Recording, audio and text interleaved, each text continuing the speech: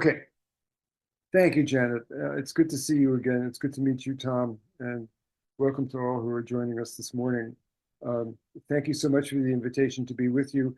Um, you said, would you like to speak? And I said, I sort of pitched this idea to you, which is something that's been very much on my mind or my heart, which is, where are we now when it's a time for a reset?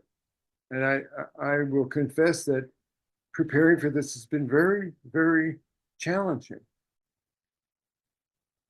So instead of compulsively reviewing the few slides that I have, just to keep me on track and for talking points, just be, I just, and it is, I had this image of myself and all of us here today being thrown into deep water. So we're in this deep water, and then the images started to come from that. It's deep. How do we keep our heads above it and keep from drowning? Sharks circling, a vortex opening up to suck us down, a big storm coming, big waves coming. You get where I'm going with this. It's tough. I feel like we are in grief. We may be in despair. We may be in panic, confusion. I'm taken back to a morning. We're back in the Midwest now. I live on the West Coast now, but I was invited to give a series of talks in Western Michigan, and sponsored by, I forget the name of the group, John Kleinhexel's group of Western Michigan for Palestine. And it so happened that it was scheduled for early October 2023. So here I am 10 days or so after October 7th. And it was like 5 cities. And I will tell you, it was SRO everywhere. People were crowding in to those halls and classrooms and meeting rooms. Everybody wanted to be together.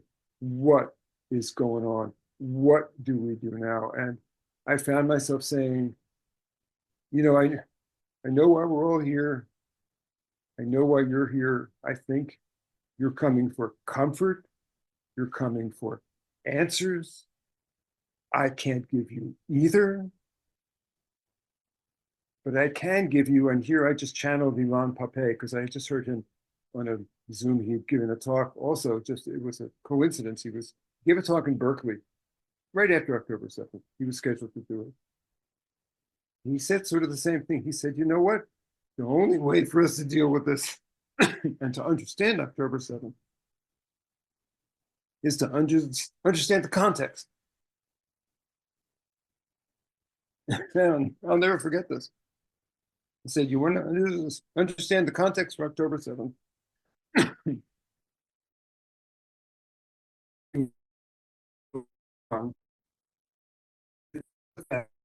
That those boys, those men who streamed across the barrier, all of a sudden the open border from Gaza into southern Israel, were the grandchildren of the people who had been ethnically cleansed from those villages upon which many of those kibbutzim now stood.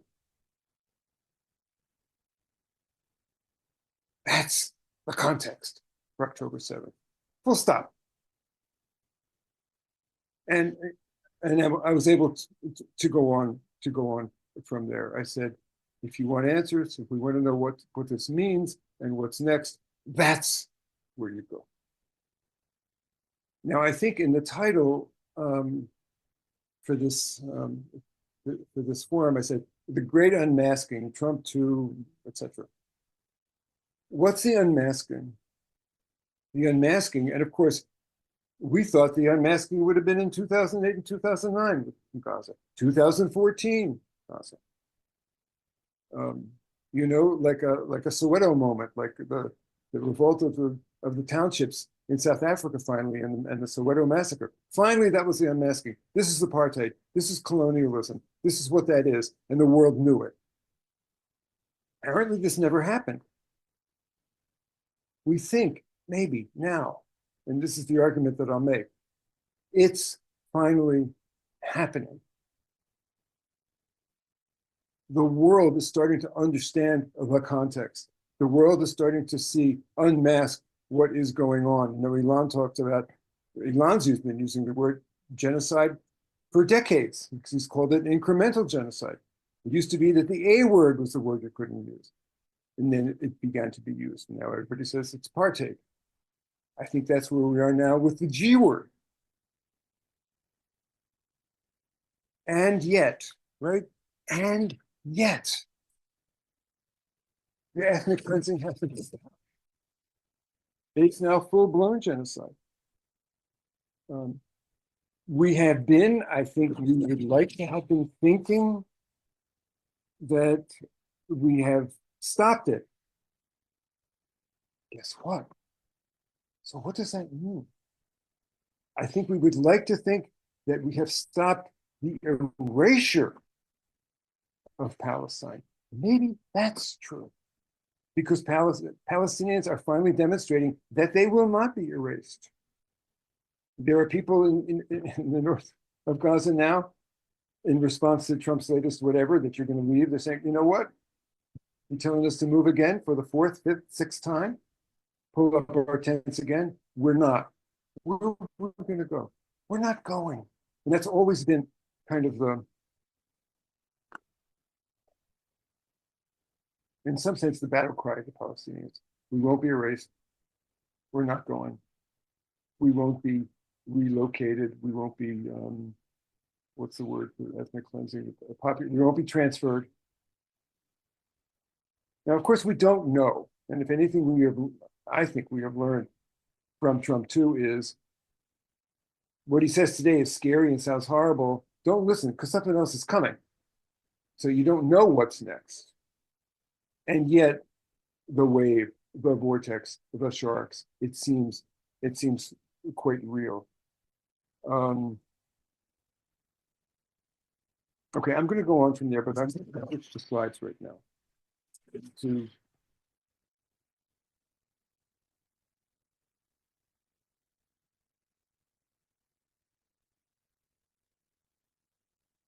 Mark, we suddenly can't hear you.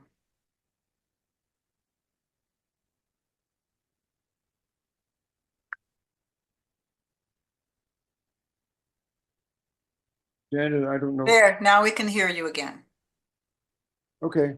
I'm not quite sure what happened. You'll let me know again. Okay. Yep. The title of this slide would be, "It's Colonialism, Stupid." All right. Let me share this. Now, you've got a link, Tom, for an article by Noura Erekat called "The Boomerang Comes Back." I might put that in the chat. Many of you some of you may not be familiar with Aimé Césaire. He's a Martinican, he was a Martinican poet and theologian, analyst.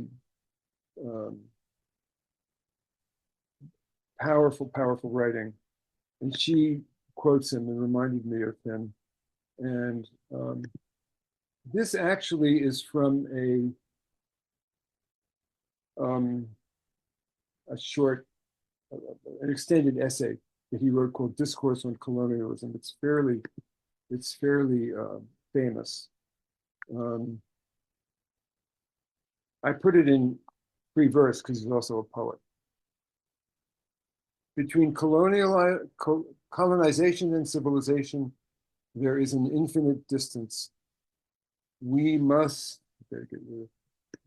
study how colonization works to decivilize the colonizer, to brutalize him, to degrade him, to awaken him to buried instincts that each time a head is cut off or an eye put out in Vietnam, And in France, they accept the fact that was his context, France. Each time a Madagascan is tortured, and in France, they accept the fact civilization acquires another dead weight. A universal regression takes place. A center of infection begins to spread. And that at the end of all these lies that have been propagated, all these prisoners who have been tied up and, quote, interrogated, all these patriots who have been tortured, at the end of all the racial pride that has been encouraged, a poison has been distilled into the veins of Europe, and slowly but surely the continent proceeds toward tragedy. Later on in the discourse, Césaire says, you know what? And if you think France is bad, it's the United States that's coming. He already saw that. This was published in 1950. So in trying to make sense out of what it is that I want to do with you all today, the center of it is to understand and recognize that colonialism is at the heart of our civilization, that what the colonizer did to the colonized and does to the colonized comes back like a boomerang to our own society. It's a reflection of our own society, but it also comes back to get us. Doesn't that sound like what's happening? Isn't that a way to try to understand our experience now? And isn't that a way to understand what Palestine means? Palestine is an expression of, and it's much bigger than Palestine. It's not just one local struggle of one people. It's an expression of the world and of the whole neoliberal order. That's been dawning on me now. I mean, I've been working on this, like, some of you have been at it for longer than me, maybe 20 years. And more and more and more, it's bigger, it's bigger. It's not just about Palestine. And yet, Palestine, and most of my work has been with the churches, grabs us here. And not only Christians, it grabs Americans, because we are a white Christian, white supremacist, Christian, Eurocentric, colonial settler project. That's the United States of America. That's what we did in our founding. The original sin is not slavery. The original sin was ethnic cleansing and genocide of the indigenous. And guess what? Here we are. So I suppose, and this is, I'm going to try not to talk for too long because I want us to have a conversation. Can this be a way for us to try to understand what our job is today? Maybe what it's always been, and we've been headed here all the time. And when we get to part two, and this is why we need part two, when we get to part two, we're going to be talking about Christian Zionism and Christian nationalism. And look, my God, the weaponization of anti-Semitism. This goes deep. It is intricately involved with everything that's going on. It's an amazing phenomenon. You know, this new anti-Semitism stuff, the conflation of anti-Semitism with anti-Zionism or anti-Israel or criticism of Israel, it ain't new. It was started by neocons back in the 70s when it was first recognized by them that Israel and all that it represented to sort of mainstream and neoconservative America was under threat, because people were saying, wait a minute, maybe Israel is not the Leon Uris novel. Maybe it's also something else. And so they came up, and they're smart. They came up with something called the new anti-Semitism. They said it's the left trying to destroy our bedrock American values. It's anti-Semitism, but it really attacks Americanism at its core. And now it is back on steroids. It is back with a vengeance in ways that I think we could never have imagined. And you know about Project Esther, right? I think you have the link. Oh, no, I didn't give you the link. Tom, you can Google it and put the link up. It's Project Esther. It's part of Project 2025. If you don't know about it, we'll go into it more deeply next time. So why can I get the next slide? What happened?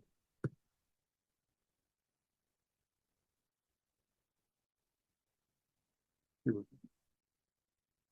So I can't resist because Cesar is so awesome. I mean, he gives us the whole thing. He goes on.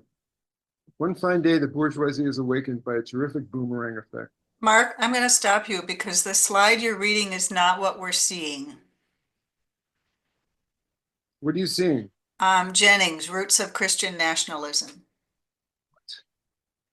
You should go up to slide show. All right, wait a minute. Let me bring up. Maybe I'll just have to do this manually. Okay. How about You need to start the slideshow. Yeah, yeah, go how back about, to when you Yeah. see slideshow up here in the middle and the colored. okay. You got it now? It's going to be animated. Nope, nope. Do you see where it says slideshow in your? Oh, I mean, I'm seeing it on my screen. We are not. Wait a minute. Let me get I back. don't think you're in the, well, I'm not sure where you are. You know, we had this problem before. Let me share. Why don't you stop the share and share again? Okay, I'm gonna start my sharing again. Do you see my PowerPoint screen? We see the PowerPoint, but it's the wrong slide. Now it's Aimé Césaire. Yeah. Okay, let me put it on slideshow and see if it projects. Maybe I'll stop using slideshow. If you can read it this No, way. I think you'll be fine if you just find the right slide. Yeah, there you Right. go. All right. You got one line here. One fine day, the bourgeoisie. Perfect. Perfect. Okay, we'll keep playing it. Okay, so Césaire goes on. Here's the boomerang. So the bourgeoisie, by which he, you know what he means. This is like Marxism talk. The bourgeoisie think that they're okay, that everything that's happening we're doing to them, in Africa or in the ghettos or whatever, right? One fine day, there's a boomerang. Guess what? It's coming back to them. And he goes back to the Nazi metaphor. The Gestapos are busy. The prisons fill up. The torturers standing around the racks. People are surprised. They become indignant. How strange, but never mind. It's Nazism. It will pass. This is 1950, folks. Or 1933. Take your pick, right? Read Tim Snyder. If you don't know about Tim Snyder on tyranny, I'm sure you do.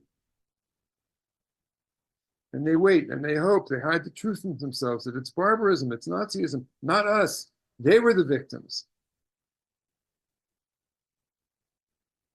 They tolerated it before it was inflicted on them, shut their eyes to it, legitimized it, because until then, it had been applied only to non-European peoples. But guess what? So get it, go to Abe Books, get Discourse on Colonialism by Aimé Césaire. Okay, so that's the introduction. So now this is from Noura Erakat. Tom, you've got the link. She also, you can Google her on Democracy Now! Back in March, Amy Goodman had Noura. You know who Noura Erakat is. Had her on. And she was, of course, amazing. And she talked about this, but then she published in the Boston Review a quite spectacular short piece, which you should click on. It's in the chat.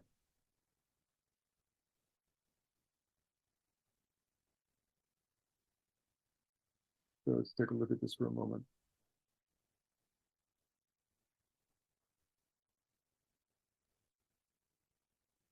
So this is again, this is how I'm opening here. This is the context for our discussion about our movement and what now. And I'm hoping that this will make sense to you. And then we can start to translate this into the discussion about what's really going on the ground for us. What now?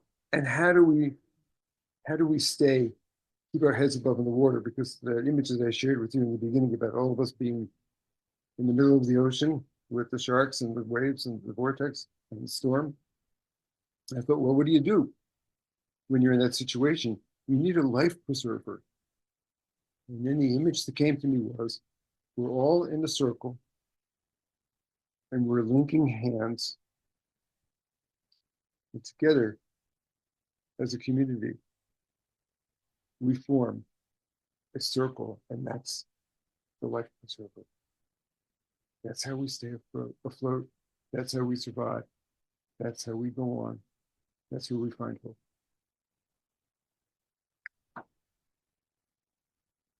Nura goes on. Resisting fascism is our collective goal. She's not talking about freedom for Palestine. She's not talking about ancient history and the occupation. She's not talking about, God forbid, ceasefire. Resisting fascism. This is Nura Erekat, Palestinian American. If you haven't read her Justice for Some, go out and get it.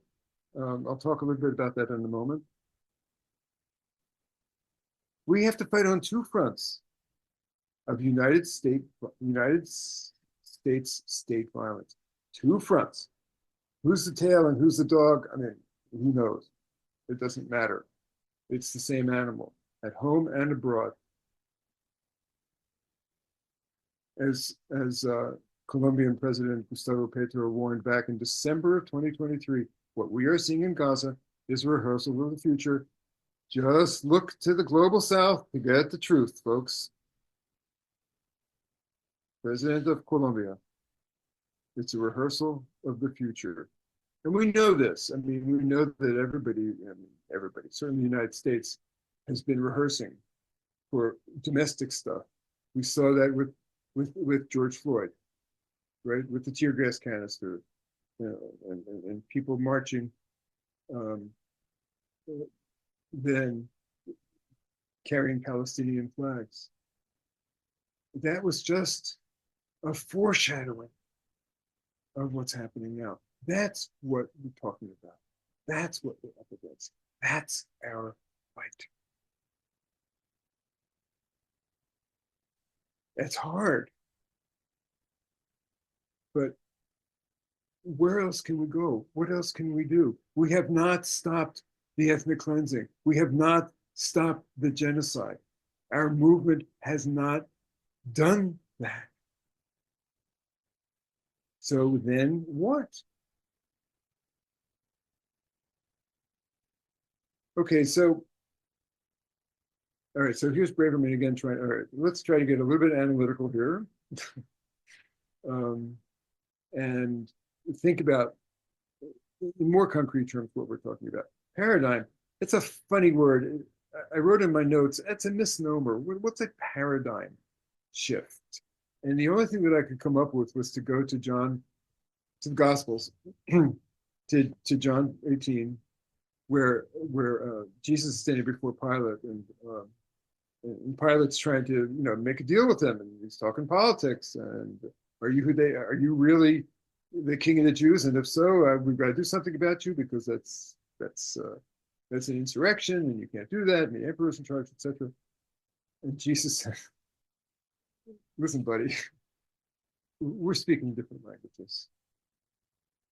My kingdom, what I'm up against, what I'm organizing for, has nothing to do with this world." Now, in the Greek, the word that's often translated world is cosmos. And the original meaning of the Greek cosmos means this order, this ordered way of being, this civilization, this system, if you will. This is not what humanity is about. This is not what my Father, God, is about. What I'm coming to bring is beyond paradigm shift. It's a whole other world. So just to go through a couple of things, if we want to talk about unmasking, if we want to talk about the process that we've been involved in for a while that has now accelerated, and hopefully we're there, is that we now are seeing the question of Palestine in a different way. Originally we were talking about, well, it's a conflict, there's two peoples, both with legitimate claims, they're fighting over a piece of territory. No. So Elon cleared that up for us, right? he said Zionism, in the minds of the Zionists, certainly, and as a Jew, I understand this, was a liberation movement. You know, we were getting kicked around. This is the context of late 19th century. Nationalism was a way for self-determination, and we Jews want to have our own center of, you know, control and borders and whatever. Our nationhood, that gives us self-determination. It was the beginning of the end of colonialism, and we'll do this. And they were idealistic, and you know, they bought the Zionist line. They didn't know they were being inducted into a classically colonial settler colonial project. They didn't know that. So Elon cleared that up. He said, this is what it was. It was planned way before Hitler. It leads to apartheid. It leads to genocide. One of the last chapters of his book, The Ethnic Cleansing of Palestine, is called Fortress Israel. It turns into a fortress. He says, that's what we're looking at. So Elon did incredibly important work. It's beyond, I mean, he cleared up the history, and the history tells us what's real and what's true. And it was true in the early days of Zionism. It was true when the project started in earnest with the opportunity of 1948. And it's reached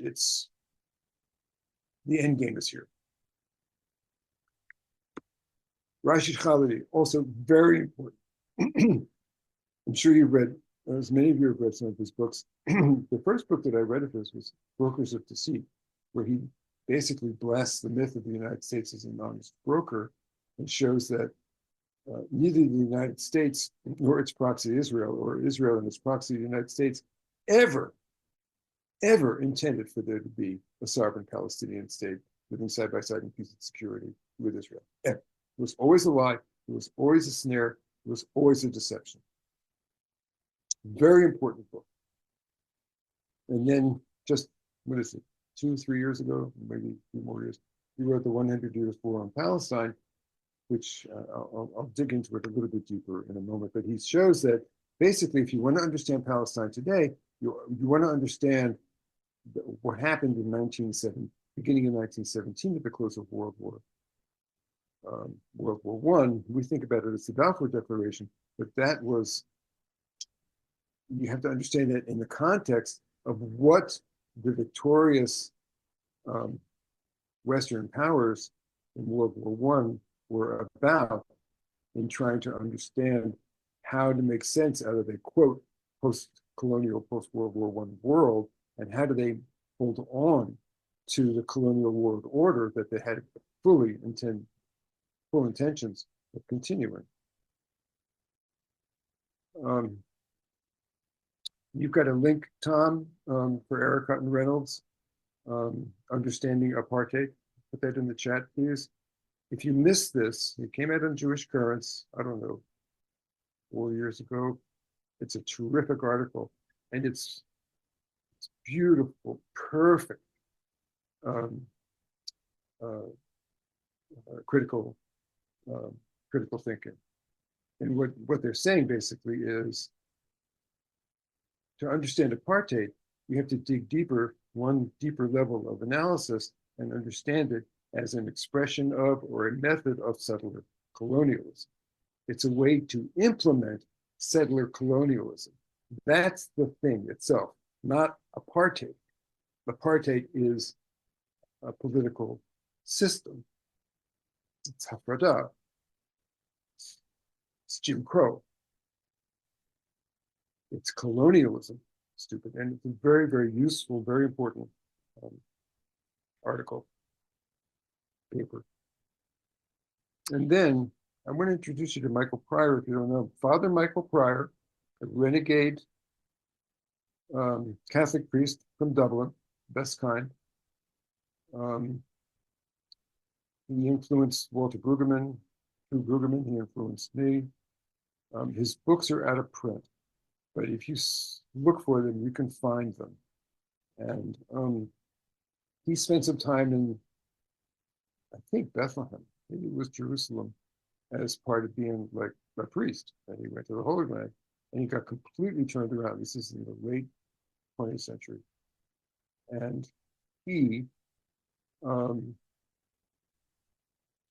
among a small minority of Protestant and Catholic theologians and Bible scholars, realized that the Old Testament was a myth of origin, just like the Aeneid. That the God of the Old Testament was a God of ethnic cleansing and of conquest and of colonialism and of exceptionalism. And he said, how did we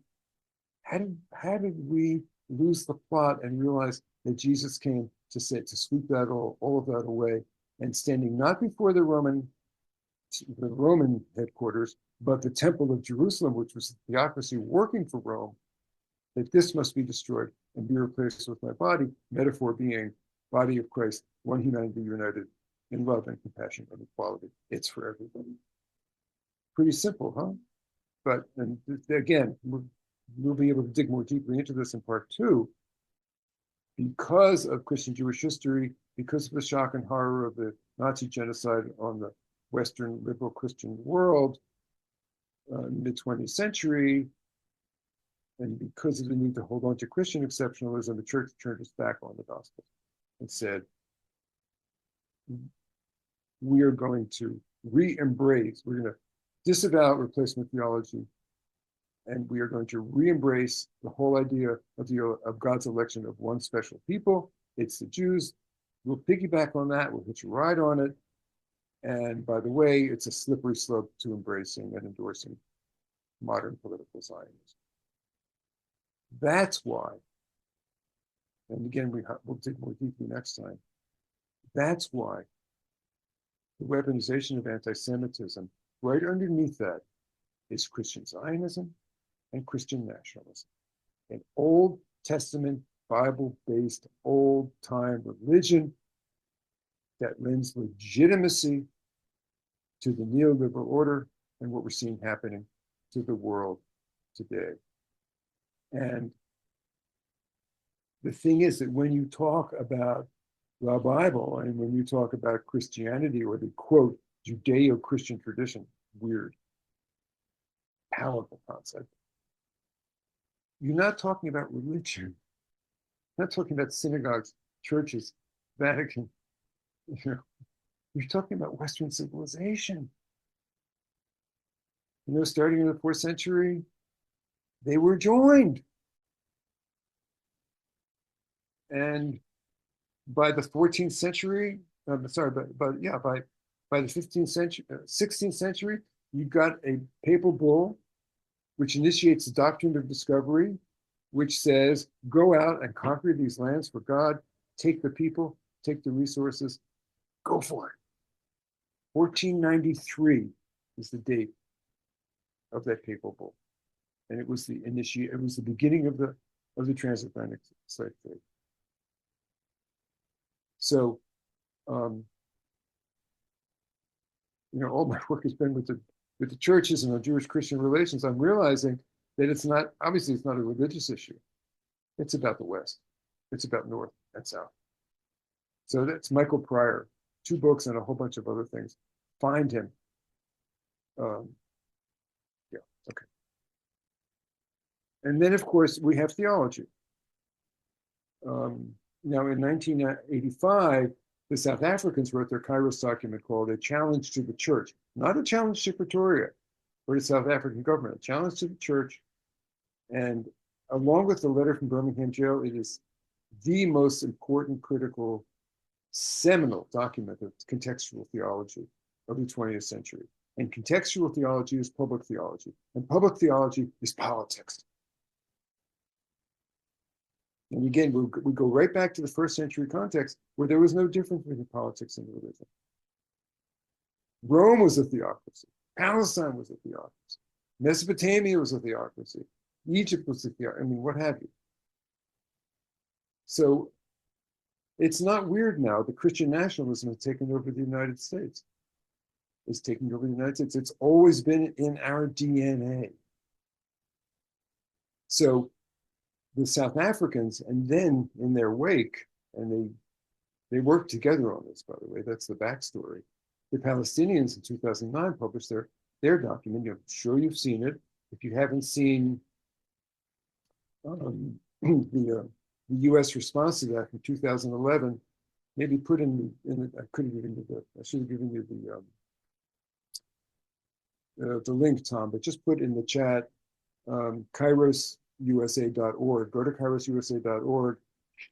You'll see it's a little outdated. I haven't worked on it for a while, but you can easily click on the Kairos USA document, and you'll get the PDF. And it's a really good piece of work.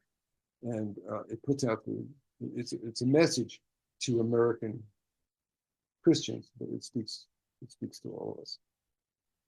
And what's at the heart, and Pryor is very good on this as well, what's at the heart of the Kairos Palestine document is a theology of land.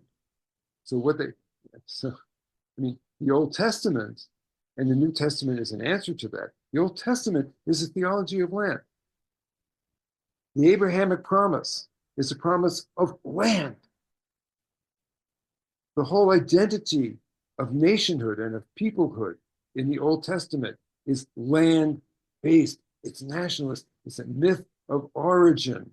It was redacted by an 8th century Judean king looking to consolidate his power. And it said, this is us. I'm in charge. I'm descended basically from the house of David, which means from Abraham, which means from God, because God gave Abraham the deed. That's our civilization.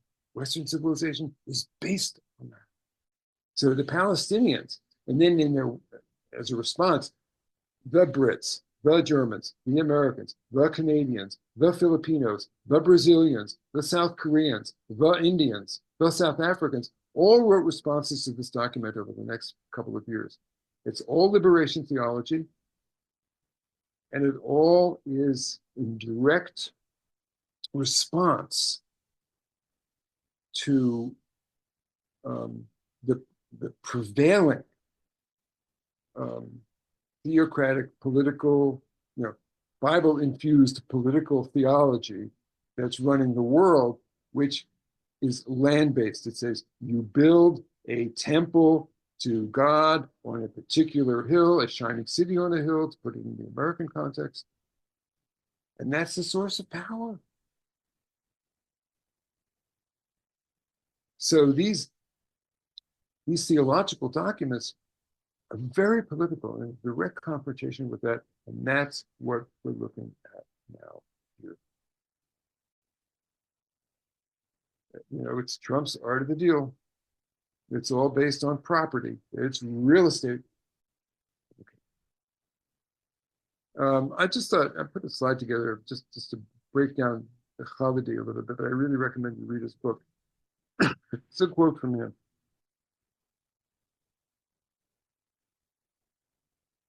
His point in that book is, now, it was cynical, it was self-serving, but all of hey, we gave them their independence, or we recognize their fight for independence, all of the national liberation movements in Africa in the 20th century, starting in the mid-20th century, sprung from this post-colonial impulse. What the colonizer nations had to do is to figure out a way to maintain control. And mostly it was done economically. And if somebody gained power in one of these new countries, they made sure that they would work with them. We can have the mineral rights. We can continue to exploit them economically. Same story in Latin America. Very, very, very sad story. It's the reason that those countries are in such trouble today, and Africa is in such trouble today. Congo, Belgium, the stories go on and on. Still, there were the nationhood and the peoplehood of these various peoples was recognized. They had governments. Never happened for Palestine. Because of Zionism, the Palestinians never got a shot. And PLO notwithstanding, right? I mean, so if you just take a look, again, we're not doing a history lesson, but you have the Balfour Declaration, League of Nations was really part of the post-war colonial international order. So you get the World Bank and all that stuff. All of it were methods and tricks to maintain economic hegemony from the north to the south. The UN partition vote was the same thing. Splitting up the baby was a way to begin to eliminate the possibility that there would ever be a Palestine. So that's the deceit. That's Khaledi's brokers of deceit. The so-called peace process, two countries living side by side in peace and security, was always a trick. And if you take a look at the Oslo Accords from the 90s, again, it's a blueprint for apartheid. It's a blueprint for what you see today, which looked a lot like what the South Africans were proposing in the 80s with the Bantustans. So there was no black South Africa. These were Bantustans that were surrounded geographically and economically controlled by the white minority.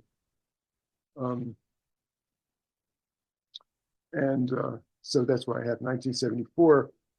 That was the first recognition of the. That's when the PLO was created. The PLO was always intended to be a Vichy government working for us. That's Khaledi's basic point. That's part of the unmasking. There was never going to be a Palestine. Never. And now we're finally seeing it. So then what? I don't know. And finally, we're doing for time. Okay. I want to introduce one more author to you, Engler and Engler. You activists out there have all read Engler and Engler. This is an uprising. So they're working off of Gene Sharp and Saul Alinsky,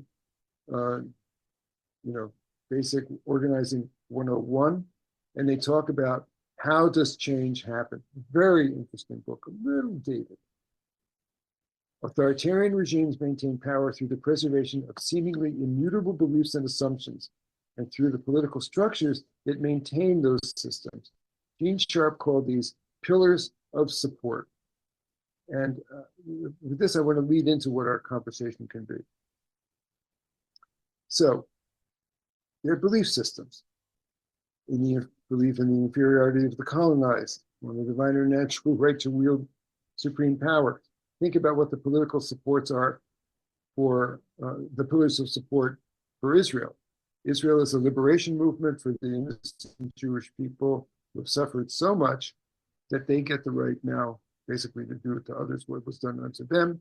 And they have the right to defend themselves. Israel has a right to exist. All of these are parts of the pillars of support, the fixed beliefs that justify, and you've heard them all because you all had these conversations with people. Movements for change succeed by toppling the pillars of support and creating public support and undermining the pillars of support. So I'm thinking,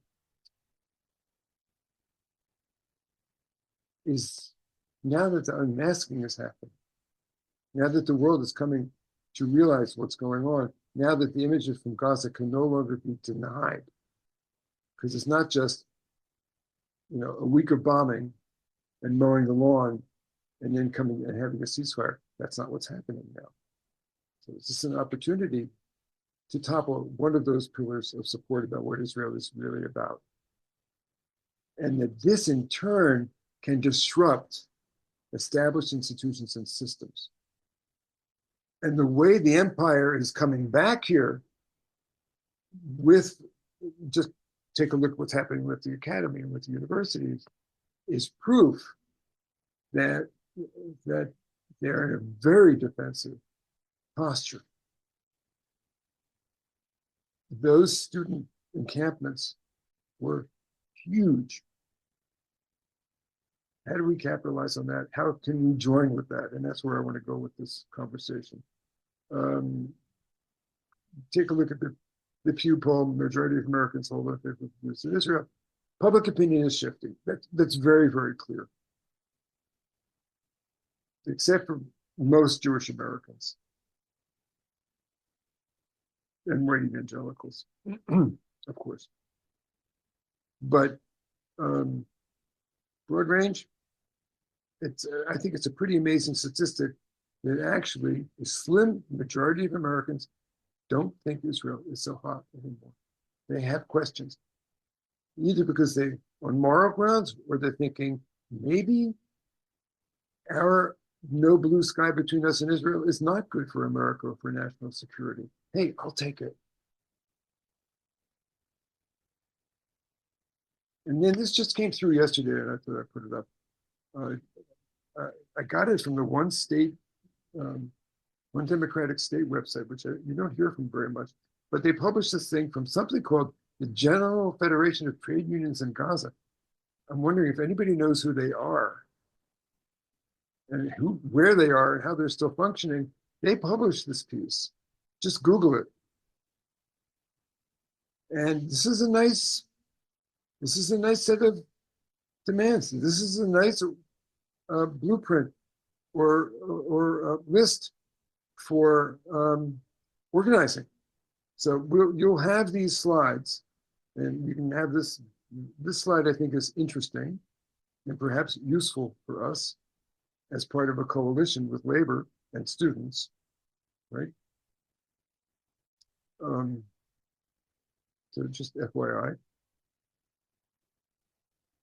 So, you know, this is the last slide. I started to populate it. I thought, it's just to get us going, right? Here's the various things that we've been doing. What I want to focus on, and then this Project Esther gives us a game plan. Go to Project Esther, because it's a game plan. It says, here's what we're going to do. There's this thing called the International Hamas Network. They made this up. There's an International Hamas Network. It's like McCarthyism. It's like operating in the United States. We have to find them. They're on the campuses, of course, but you can find them, card carriers everywhere. We have to find them and root them out. We have to destroy their sources of funding, maybe deport them, and go get them. So they've given us their game plan. That's a gift. It's part of Project 2025. I think it's an important moving part. And again, in terms of strategy, I think we can start there. We don't have to look very far. What about advocacy? What about direct action and boycotts? And then, and this is really where I'll close, coalition building. Now, something came out recently, some article was written, I forget where it was, New York or Atlantic, somewhere. The Jews are organizing. JVP is getting together with, if not now, and a couple of other organizations, and they are getting on the streets, and they're saying, not in our name. And this guy, I was going to put a slide up about it. There's a book. I'll send it to Janet, and she can send it around to all of you, written by a guy named James, what is it, Longman? He and his co-author, both Jewish, have come out with a book, hot off the press, very new, about how to build solidarity around understanding what anti-Semitism is. So they're taking it on directly. I've ordered it, I've looked at it, I haven't had a chance to read it yet. I'm wondering what their strategy is. But they're all about organizing Jews and bringing other people in as well to take this on. So the whole Project Esther weaponization of anti-Semitism thing can be a real focus for us, because it pulls it all together. It's Christian nationalism, it's Trumpism, it pulls all of that together, and I think it's the new battleground for us. That's where I've been going. So I'm sure we've got questions. The whole point of this is for us to talk and have a conversation. I hope this has been helpful and provocative, and let's see where we go from here.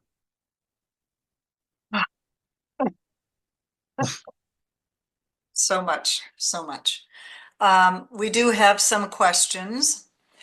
First of all, I do want to comment, we will be sending out Mark's PowerPoint to everyone, because I know there was so much meat in there, it's difficult to digest that just reading it quickly. So that will be coming. Also, your blueprint for action is very appropriate. We always try to determine action items after our speaker presents, and so you did it for us. So thank you for that, and that will be part of the piece that we send out. And Janet, I'm just looking at the chat here. Debbie Kent, hi Debbie. We're family, everybody. Yes, it's Burley and Lorber. I don't know if you've read it yet, Debbie, or if you've got it, but that's the book I'm talking about. I'm afraid I'm going to open it up and I'm going to end up feeling like, oh my God, there are liberal Zionists deep in there. I hope that's not true. I sniff out liberal Zionism. You can check that out before next month. How's that? Oh, I have a super radar for it. I mean, don't get me started on Peter Beinart. I mean, but anyway, so I'm interested in what they're coming up with. I'm hoping it's going to be useful. Okay, thank you for that, Debbie. All right, here we go with a question. Are there any USA Catholic priests, bishops, cardinals speaking out clearly and not only speaking but organizing educational and advocacy programs in their dioceses and parishes? Well, you're not Catholic, but maybe you know this answer. The short answer is the ones that have retired some are starting to do that. There are some. They are a small minority. I'll just say this. If you want to talk about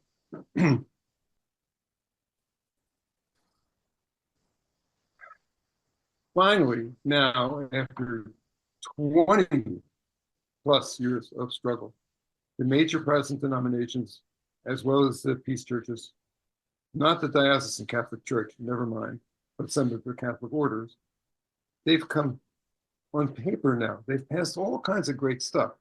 They have passed resolutions declaring Israeli apartheid, disavowing Christian Zionism, all kinds of good stuff. It has not reached the grassroots of the churches. I've been doing a lot of work in Seattle with people in Seattle who have been toiling for years in the grassroots. We still can't get pastors and priests to preach on it. Maybe they'll have programs in their churches. They're not preaching it from the pulpits. It ain't happening. And if you talk to your people in the pews in the Episcopal churches and the Presbyterian church, even the Presbyterian church, all the stuff that the Presbyterian Palestinians were never concerned, they don't know what's been happening at the denominational levels. It's not happening at the grassroots. And so it's not coming into the district offices of the representatives and the state offices of the senators. They don't know. AIPAC's still in control on Capitol Hill. AIPAC doesn't even have to do its work anymore. The bishops, someday, everybody at the heads of the churches will say, we marched with Martin. You talk to the African American. We marched with Martin. They did not march with Martin. It finally happened. But that was a different political environment. The anti-apartheid movement of South Africa, different political environment. When the world realized what was going on there, South Africa was a backwater. It was black on white racism. That's bad. Only the Afrikaners consider themselves the chosen people. In this case, the whole world considers the Jews the chosen people. It's a much, much steeper gradient. I don't know. Maybe someone else has something to add about for that question. Well, yeah, I do have some comments about that because I absolutely 150% agree with you. Many of us here in Minnesota in the upper Midwest are Lutherans, and the ELCA Lutherans years ago built a website called Peace Not Walls. There's a lot written, but I am hearing hardly anything from the pulpit. And I'm wondering if at least since January 20th, does fear of retribution from the Trump administration come into play now more than ever? It's hitting universities, obviously, and law firms and so on and so forth. It's probably hitting churches too. I think there's a lot of fear that what pastors and priests might bring up in the pulpit might come back to bite them, as it were. Sure. All right, on to the next question. Okay, there is a comment. Yes, and I certainly know about this. Here in downtown Minneapolis, we have Westminster Presbyterian. They have a very active pro-Palestinian team. Pastors won't preach it. Senator Tina Smith is a member, one of our two senators. So there we have it. How do we capitalize on the student demonstrations? You hit on some of this with your action items. Look, I think we have to be in coalition. Again, who's we? Again, my context has always been the churches, the churches, the churches. My organizing principle and my song has always been churches have done it before. The civil rights movement, Black liberation movement here got started in basements of Baptist churches in the South. The leaders were preachers. The organizing principles were taken from the Gospels. We letter from Birmingham jail, and then it spread, and then you had labor, and you had Jewish lawyers from New Jersey and New York jumping on the buses, and it was a coalition, and it spread to the white churches as well, to the mainstream churches. But that's where it started.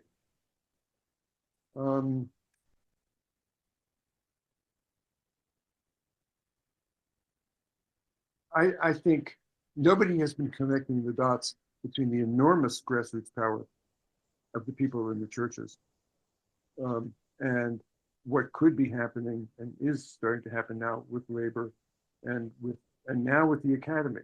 So if Harvard is leading the charge and saying, what do you think you're doing? You can't do this to the academy. I think that the whole Harvard thing is kind of beautiful. Now the White House is backpedaling. I mean, oops, we didn't mean to send that. isn't that weird? I mean, of course, it's all chaotic, but they're overreaching, and so they may be getting hoisted by their own petard. I think there's a real opportunity here now. Who's going to organize this? But if we're just continuing to work, doing our thing the way we've been doing it up to now, I think we need a reset. And I think the opportunity is that the whole country now is waking up and saying, oh my God, there's been a coup. We could lose it all. Whatever we thought we had, as imperfect and as screwed up as it was. So I say we can wear the keffiyehs. Waving a Palestinian flag, I don't like that so much. We can wear the keffiyehs. That's fine. That can be a badge. But I would say, take off the keffiyeh. Let's have some sort of common symbol for resistance and revolt in this country. And let's take our energy, because this is bigger than Palestine. And what will happen to the Palestinians is what will happen to the Palestinians. Maybe Gaza will be depopulated. And maybe Jared Kushner will build his condos. Maybe. And maybe the same thing will happen to the West Bank. Maybe. We don't know. But in the meantime, we struggle here. A. B. We continue as long as we can to send our delegations over there. We continue to be in solidarity with them as much as possible in person, because that helps keep them alive.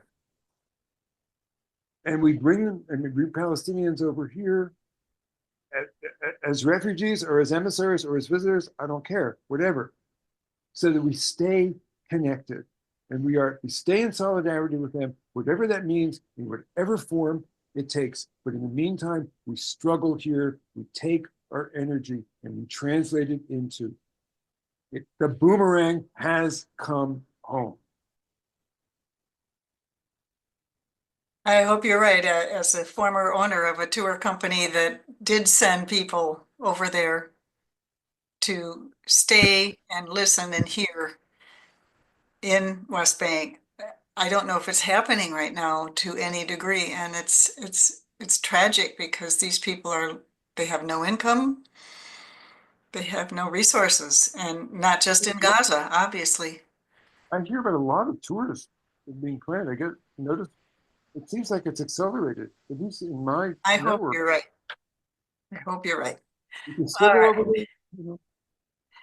Um, there's a comment here about BDS. 30 plus states, including Minnesota, have anti-BDS laws. How do we get those repealed? Huh. Great. Another example of how, at the legal level, you can take on these fights. Okay. So now all these legal challenges are happening, at the Supreme Court level, at the state level, whatever, for whatever the Trump administration has been trying to do in terms of employment, in terms of all kinds of human rights and civil liberties issues, right? So take your pick, choose your battle, get your lawyers, get your lawsuits going, fight, fight, fight, fight, fight. The system still exists. So BDS laws would be another example. I'm surprised that those laws are not being challenged. Aren't they being challenged on individual cases or in I will say here in Minnesota, one of our board members is active with the anti-BDS or the BDS movement here in this state. It's been very, very difficult to get a legislator to sign on to introduce a bill. And there's always something that takes precedence over the anti-BDS law. I also know Virgil told us that BDS has now become a national organization, and so there's a big umbrella that didn't exist before. Before there were all these little statewide and local organizations. So hopefully that will give some cohesion and forward movement to repealing these laws. Janet, if there's anybody listening who has interest in this or access to it, I would pursue that. It would seem to me that now, especially if you thought it was hard before to get legislators' interest about BDS, now it would probably be impossible because it would be seen as like incredibly kryptonite and suicidal. I mean, you could get, who knows, because of the hysteria, McCarthyist hysteria about anti-Semitism. So that's a big target. For that very reason, I think if there is a national BDS organization, I was aware of that, and there was some sort of restructuring, which is great because it should not be centered. It's a Palestinian movement, but it can take on an independent life of its own here in this country because of the legislative activity around it. And that should be a fight. That should be taken on. Again, it's a strategic issue. Maybe there's lower hanging fruit. Maybe we don't think about BDS in the same way as we used to. Maybe we think about academic freedom. Maybe we think about, are you burning books? Are you pulling books off of library shelves? Are you destroying or closing entire departments of graduate study and getting rid of courses? That's in the forefront now. So never mind boycotting companies that are supporting Israel. It's always been a useful tool, BDS. And those boycotts have never had much economic impact, but they've had They draw attention to the. exactly, they draw attention. Right now, the attention's on the academy. Go for it. There's a comment, a follow-up to what I was talking about here in Minnesota. JVP Twin Cities is working with Minnesota legislators, and two repeal bills, okay, that's an adjective, are being presented this session to repeal the 2017 anti-BDS laws. So there is action there. And there is also a comment, again, locally, Thursday, the 24th. There is a day at the Capitol to meet with legislators. Contact Julie and Tom, I presume that's in the chat. Julie has listed her email address, so that will be put in the chat. Here's a question. Can you comment on the impact that financiers like Bill Ackman have had on weaponizing anti-Semitism by putting pressure on Columbia and other universities? Can you repeat that, please, Janet? Absolutely. Let me Bill get back. Ackman. I will speak more slowly. No, that's fine. Can you comment on the impact that financiers such as Bill Ackman have had on weaponizing anti-Semitism by putting pressure on Columbia and other universities?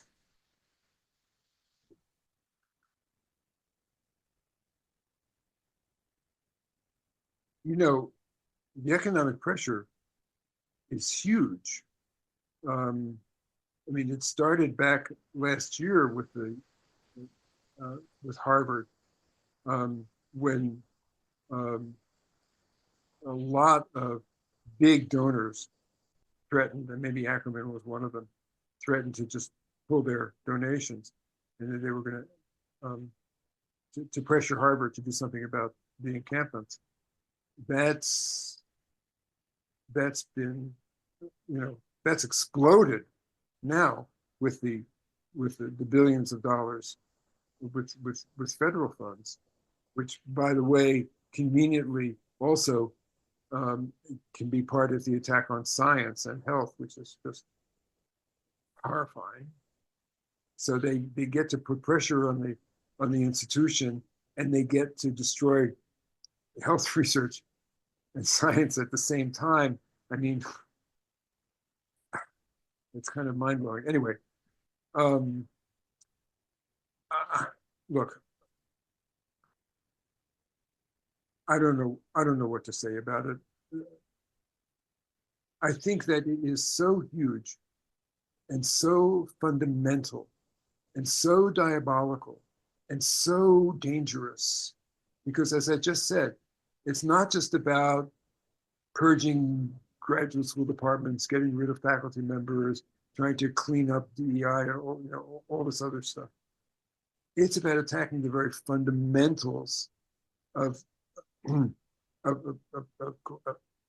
liberal democracy and everything that has been good and progressive and forward-thinking about our country.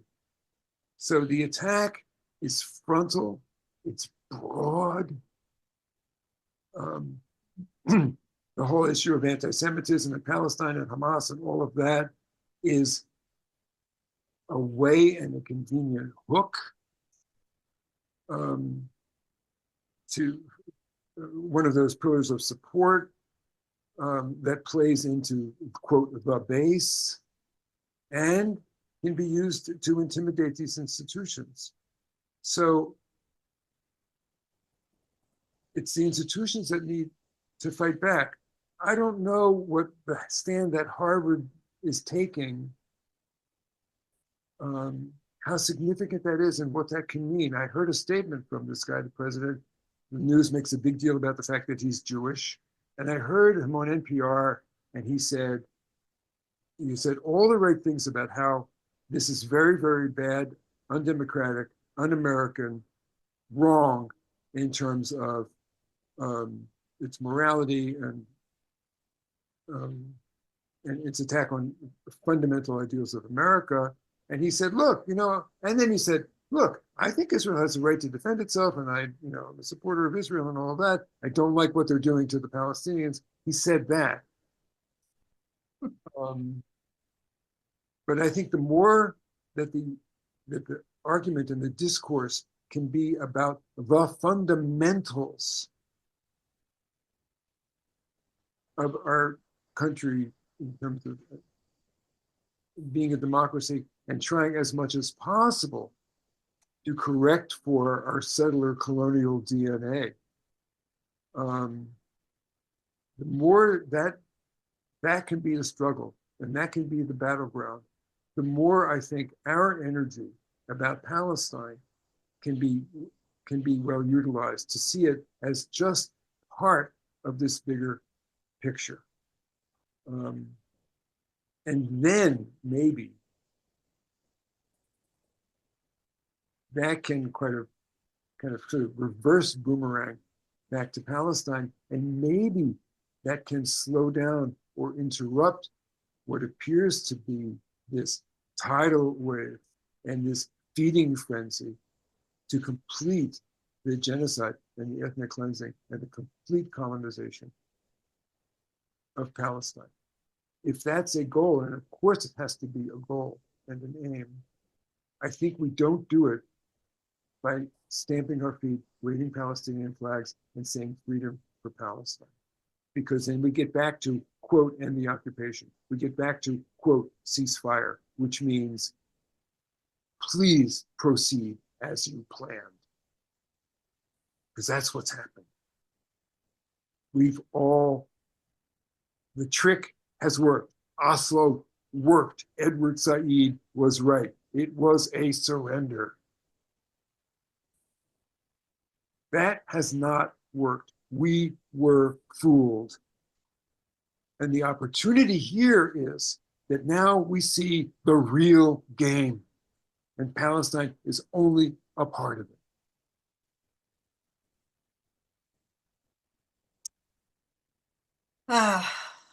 Okay, this might actually go hand in hand. It's not a question, it's a comment. This person says, I don't think the pro-Palestinian movement should give up on Palestine in favor of or subordinate to a larger goal. They should go together. And I think that is what you're saying. Yep, that's what I'm saying. Okay. No, I'm not saying to subordinate it. I'm not saying to forget it. I'm saying, given that what we've been doing hasn't worked, and maybe all of our work is bearing fruit now. I mean, there is a lot of, but again, my context, think about the churches. There's an enormous amount of foundational work that's been done, enormous amount of education that's been done. On paper, the churches at the highest levels are on board. How can we make that make a difference? How can that feed into this struggle now? When is the day when the heads of all the major denominations and their counterparts in the peace churches come to Washington, march into the White House, march through the halls of Congress, and say, we are not okay with this? When is that going to happen? When's that march going to happen? Are you saying the March for Palestine or for an umbrella of rights? The churches will say, yeah, we're the churches, and we don't like what's going on in our country, and we don't like what's happening to the Palestinian Christians and to the Palestinian people. You know, Jesus says we have to stand up for the oppressed. Matthew 25. It's not okay. We are not with you. Yeah. That has not happened. There's statements, there's paper. Their bodies have not been there. Question. Thank you for that. Rachel Maddow has mentioned that it takes all our efforts, such as protests, marches together, that will be effective. And that's what you're saying right now. Does Mark, do you agree that we need to take action and take to the streets? And I think, and not leave it to others. I think you just answered that question, actually. Yes. And that, I believe that ends our Q&A. Tom, am I correct on that? Do you see any others that I missed? No, that's all we have. Okay. There's lots in the chat, and these will be added to the next MailChimp email that we send as a follow-up to this. I do have one comment, Mark.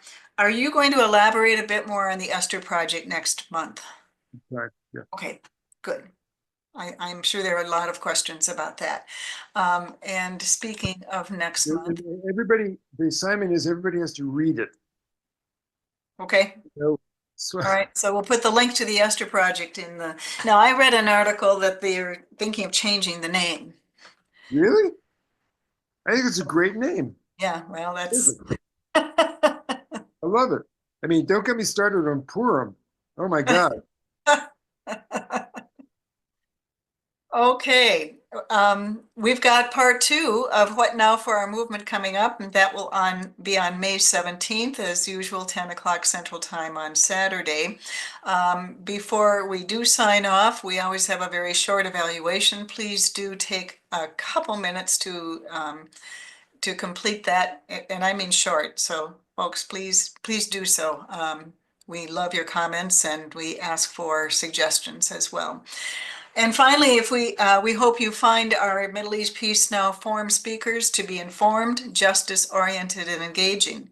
If so, please consider donating to Middle East Peace Now. Any amount makes you a member and assures that you will receive future MEPM forum announcements. And please also tell friends and family members about our forums. We organizations like this one often preach to the choir, but every once in a while someone sneaks in and he or she is not a choir member, and those people are essential to getting the word out for what is the truth. So consider that as well. A link on how to donate has been placed in the chat. Thank you everyone for joining us this morning. Again, our thanks to you, Mark, for your presentation. We look forward to part 2, and we'll leave the webinar open for a few moments to allow you to access the survey and to check out the links that we have sent. Thank you everyone, and have a good afternoon.